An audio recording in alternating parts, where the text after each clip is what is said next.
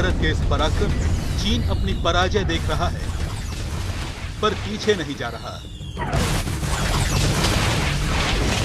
भारत की शक्ति से चीन घबराया तो है, पर जंग की जिद नहीं छोड़ रहा।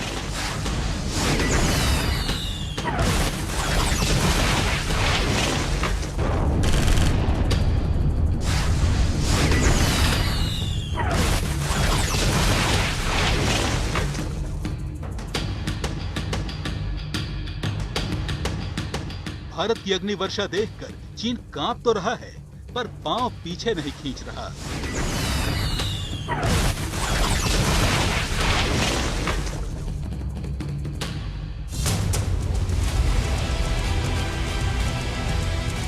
एलएसी पर भारत से उलझकर चीन ने मुसीबत मोल ले ली है।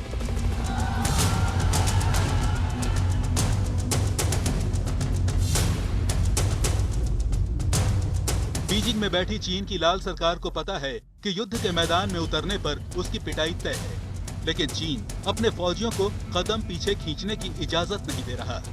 इसकी वजह है चीन के राष्ट्रपति शी जिनपिंग की इज्जत जो दांव पर लगी हुई है।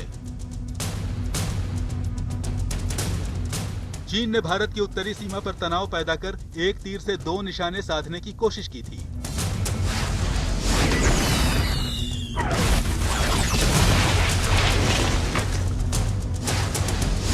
को लगता था कि जंग की धमकी देकर वो भारत की जमीन हथियाने में कामयाब हो जाएगा। इससे जो टेंशन बढ़ेगी, उसमें दुनिया उसका कोरोना वाला पाप भूल जाएगी।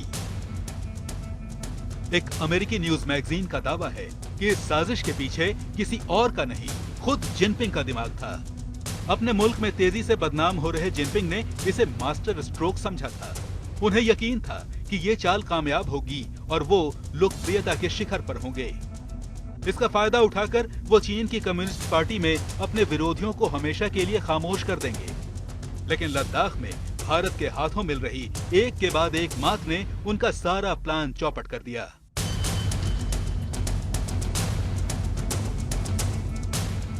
पहले गलवान में चीन के 40 से ज्यादा फौजी जहन्नुम पहुंच गए।